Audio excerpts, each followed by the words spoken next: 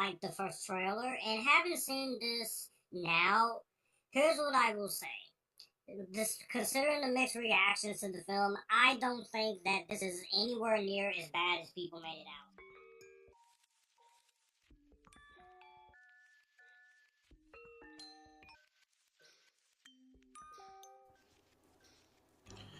What's going on, my Epictastic Nation? Welcome back to the channel. This is Joshua Drake. If you are a returning member, and if you're new here, welcome. Be sure to subscribe, hit the notification bell so I talk movies, TV, and on a few occasions, music and anime.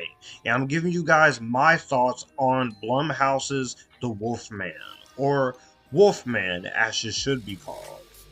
This is directed by Leigh Whannell. This stars Julia Garner, Christopher Abbott, and this is also produced by Ryan Gosling, Jason Blum, and Leigh Whannell himself. And this is based on the Invisible Man film series of the same name.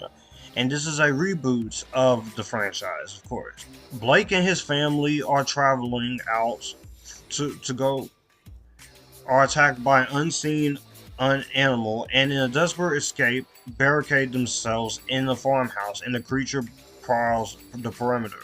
As the night goes on, Blake begins to strangely transform himself unrecognizable that jeopardizes his wife and his daughter.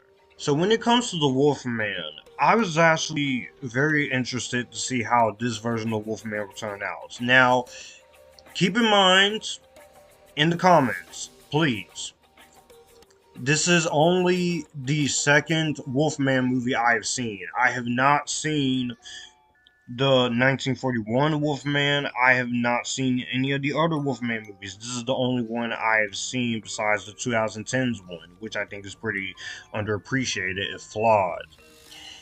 And when it comes to this one, I was interested because originally this was going to be a part of the Dark Universe, but after the failure of The Mummy, they wanted to do standalone films. And the success of The Invisible Man, which I loved very much, rekindled their interest in doing some more of the monsters standalone projects. So they had an idea with Ryan Gosling, who was going to star, and Derek Kefrans was going to direct. But both of them dropped out, and then we had Leigh Whannell come in. And Leigh Whannell is a very competent director. I love Insidious Chapter 3. I like what he did with Upgrade. The Invisible Man was awesome. I know some people disagree, and I stand by my opinion, and I should not let anyone else's opinion mess with me. So I will say this was pretty interesting to see how this will turn out, and I wanted to see what they could do in this. I very much loved the cast that we were gonna have. I liked the first trailer, and having seen this now, here's what I will say. This, considering the mixed reactions to the film, I don't think that this is anywhere near as bad as people made it out to be. It's not great. I don't think it's better than the original Invisible Man, which, again, keep in mind, I have not seen. But I will say this, I did overall enjoy what this one had to offer. And I very much like a lot of what this was going for. So I very much loved a lot of movie. I don't even think this is a terrible movie. I just think this movie is pretty decent for the most part, but it has issues.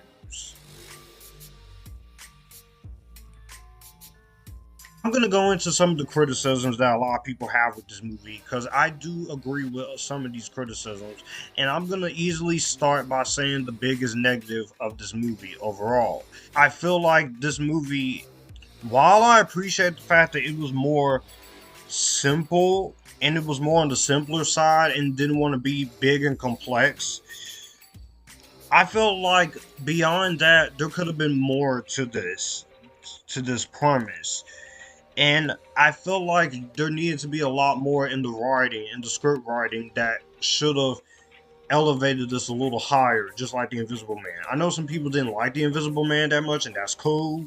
I personally did, but I feel like this needed at least one more rewrite on the script besides these characters going to this Blake's father's house to retrieve something from his will and such.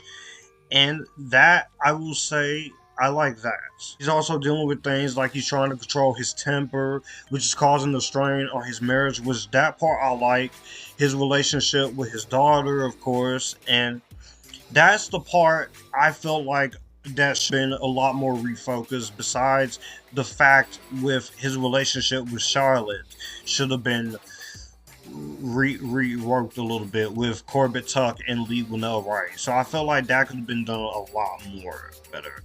There are some character decisions here that are not the best in this movie, and I really don't like a lot of the character decisions here that a few characters makes. Now, there's a few of them I kind of understand, but there's also some that I just feel like could have been fixed. And there's a part of me watching this where I was like, okay, I'm really liking a lot what you're doing here, but you did not have to make that decision, especially towards the end. I feel like the ending kind of phones it in a bit when it comes to it, and that is my biggest disappointment when it comes to it.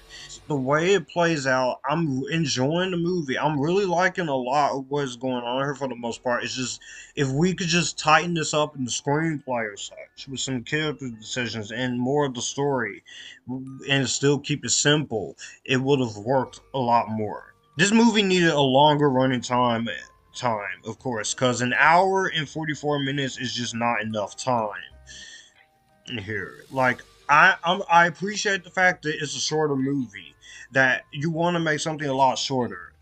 I commend that. I actually champion that. That's actually a very good idea. You want to make something shorter because not everything needs to be like Avatar Way of Water Link. But as I say, this is one of the couple times I'm gonna say it. Shorter doesn't always mean better. I can apply it to longer, but especially with shorter movies, because sometimes shorter it feels studio mandated. It feels like you just hacked into the film for no apparent reason, and it feels like there could have been more on the surface. At least 116 minutes would have done a lot more, or 121 minutes would have done more. That way we could focus a little bit more on the relationship and also more with how the movie wraps up. The design of the wolf, this was one of the things a lot of people bitched about, but I was one of those people who's like, let me watch the movie and give it a chance. And I will say this. I think the the technical aspects is also very good in here. So I very much love the prosthetic makeup design here, and I will say the design is pretty much influenced like the Joker a little bit, but they wanted to form an original design. And I'll say this: the stage of the transformation, the practical effects is good. It is good. It's not a lot of CGI there.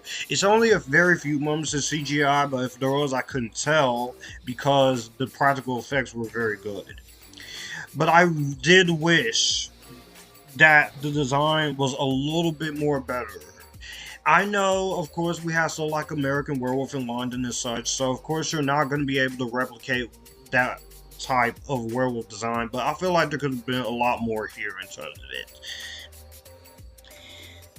And I will say the ending, of course, while I did like the ending, I felt like I said, if we just had an extra few more minutes and had more simple characteristic stuff in the writing, there's some decent character development here. I just feel like we could have pushed a lot more in it. But I feel like if we had more of it, I think this could have been a much better movie. But transitioning into my positives, of course, because there is some positives here. I don't think this is as bad as some people made it out to be. I can see why some people hated this. I can see why this movie didn't do well, but I will say the movie is still competently directed. Leigh Whannell is able to do a very good job in the tension and a lot of the amazing moments of dread and tension and intensity. So I will say, it did very well. I think it did very well for what you were going to do, and I very much loved what his direction was going for. It's very tension filled. But he's also willing to handle the family parts rather well. And like I said, if the script was just fixed a little bit more, we could have done more with that. It's a well shot cinematography for the most part. It's very well shot by Stefan Duccio.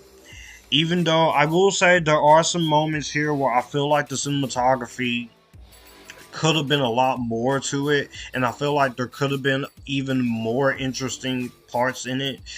But I feel like for the most part, it did its job. It was doing its job, and I'll give credit for it. But there are some moments where the nighttime sequences where it felt a little too dark in the digital intermediate part. Like, you could have brightened it up in the color grading aspects. But I'll say, I get what you're trying to approach. The aspects that it does well in this movie I do like, such as the intentional body horror aspects, which I think we could have focused more a little bit more. I did get some Cronenberg influences there. Family aspect I thought was handled rather well. The technical aspects, like this just said, cinematography and practical makeup is really good. I also love the sound design in the movie here. It's some great sound mixing in here. And I also will say it's edited very well, despite my criticisms with that. Needed to be a little bit more longer. And also, the score by Benjamin Wallfish, I think, is actually really good here. I very much love a lot of what this Benjamin Wallfish is going for in the score. He's a great composer. It's going for a lot more haunting elements, but also emotional and also devastating and terrifying. But I very much really like the score in there as well. And the acting in here, I think, is great. Christopher Abbott is very good in this as Blake Lovell. It's a different Blake Lovell than what we're getting here, but I appreciate the fact if you're going to do a remake of something, do something different. So I definitely really appreciate that towards what you were getting.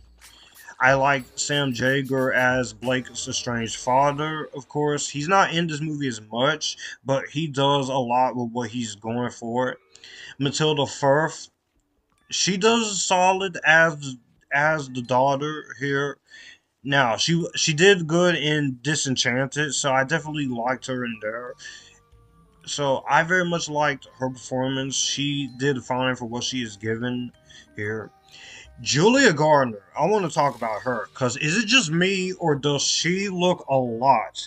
And she looks a lot like Caitlin Dever.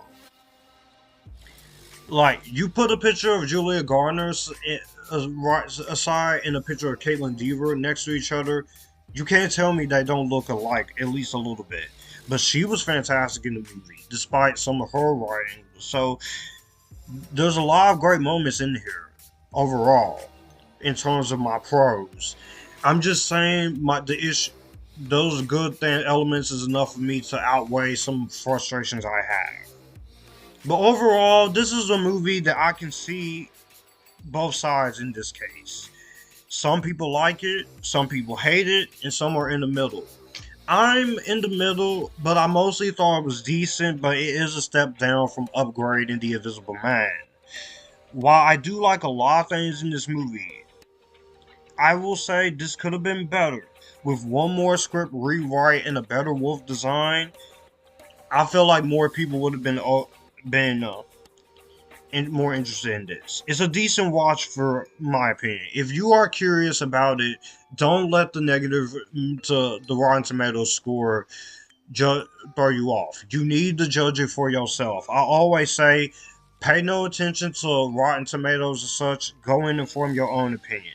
In my opinion on this movie, I personally thought it was decent. And no matter how much hate I'm going to give for that in the comments, it's my opinion, and I'm sticking to it. Well, that's going to do it for the video that you just watched. If you want to see more, my channel icon is up here. If you want to see more content from me, all my social medias are right here in this end card. I will also leave a playlist and a video here for you to see what the channel is about. As always, acknowledge me, stay Epictastic, join the Epictasticness, and you guys keep it cool.